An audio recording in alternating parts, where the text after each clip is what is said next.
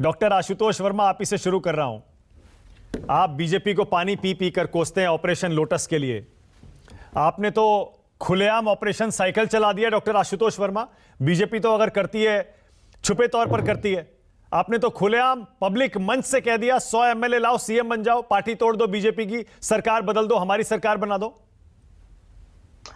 मानक जी, ये बात कोई नई नहीं है। मुझे लगता है कि चंद रोज पहले विधानसभा में भी अखिलेश जी ने इस बात को स्टेटमेंट दिया था कि जिस तरीके से भारतीय जनता पार्टी 2017 में कई सालों बाद सत्ता में जब आई, अगर आप उसके कटेक्स्ट में जाइए और देखिए, तो भारतीय जनता पार्टी ने 2017 में यही बताया कि उत्तर प्रदेश में किस तरीके से एक खास जाति का दबदबा है और बाकी पिछड़ी जाति और अल्पसंख्यक और जो दलित हैं उनका किस तरीके से दोहन हो रहा है।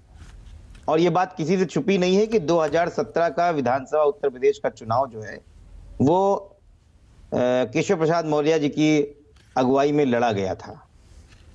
तो भारत उत्तर प्रदेश ने सबको समझा कि हाँ ठीक है, चलिए जो बात कहते हैं कोई बात नहीं है, कि पिछड़ों दलितों की बात करने के लिए भारतीय जनता पार्टी कम से कम केशव मौर्य जी का चेहरा ले रही है और उम्मीद ये लगा रही है कि एक बार एक किसी पिछड़े को अपनी तरफ से मुख्यमंत्री की सीट पे बैठा लेगी।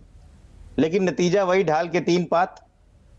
पिछड़ों का खाली नाम सत्ता के लिए सीढ़ी बना के रखने वाली जब मुख्यमंत्री का चयन करते हैं तो उनको पिछड़ों की याद नहीं आती। अरे 2017 का नतीजा याद दिला रहे हैं। 2022 में तो योगी जी के नाम पर चुनाव हुआ था डॉक्टर आशुतोष वर्मा। 2022 में योगी जी चेहरा थे या नहीं थे बता दीजिए। अब तो वो जीत के आए ना। मैं आपने क्या करूं, बात पीछे से लेके चलनी पड़ेगी मानक भाई, पूरी देखिए। उसके बाद जिस प्रकार से केशव प्रसाद मौर्य जी के साथ हुआ है वो पूरे देश ने देखा। लोक भवन से पट्टी निकाल के फेंक दी गई, खुले मंच में उनको जो है सीट नहीं दी गई, स्टूल पे बैठा ला दिया गया और स्थिति ये हो गई अब विभाग तक बदल दिया गया। देखिए कई बार हुआ है। अखिलेश जी ने तो साफ साफ बोला है कि हम सामाजिक न्याय की लड़ाई लड़ रहे हैं, जो इसमें साथ देना चाहे आए मेरे पास। और आप लोग तो कहते हैं कि उस कुर्सी के पीछे भाजते हैं। उन्होंने तो खुला ऑफर दिया है, जो आए हमारे साथ में, हम 111 के 11 विधायक आपके साथ लेके एक सामाजिक न्याय की लड़ाई लाएंगे और किस तरीके से दलित और पिछड़ों की सरकार। ये कौन सा लोकतांत्रिक तरीका है डॉक्टर आशुतोष वर्मा सामाजिक लड़ाई लड़ने का? आप खुलेआम एक मंच से दूसरी पार्टी के एक नेता से कह रहे हैं उस पार्टी को तोड़ दो, हमारे साथ आ जाओ और सरकार बना लो। जनादेश आए हुए अभी 6-8 महीना हुआ है। ये कैसा लोकतांत्रिक तरीका है? मानक भाई, वो ये लोकतांत्रिक तरीका गोवा में भी दिखाई पड़ना चाहिए था या महाराष्ट्र में दिखाई पड़ना चाहिए था कि जब पूरे की पूरी महाराष्ट्र के विधायकों को लेके आप आसाम और गुवाहाटी के 5 स्टार रिजॉर्ट में बैठे हुए थे। तो मुझे नहीं याद आया था कोई मानक गुप्ता इस बात पे पूछने लगा था कि ये कौन सा नहीं, अब आपकी याददाश्त में ताजा करूंगा। मैंने तो गोवा से लेकर महाराष्ट्र से लेकर कर्नाटक से लेकर मध्य प्रदेश से लेकर देश की हर राजनीतिक गतिविधि पर बहस की है आशुतोष वर्मा। इसीलिए आज इस मुद्दे पर भी बहस कर रहा हूं और आपसे भी पूछूंगा। आप खुलेआम ऑपरेशन साइकिल चला रहे हैं, वो भी मंच से खड़े होकर।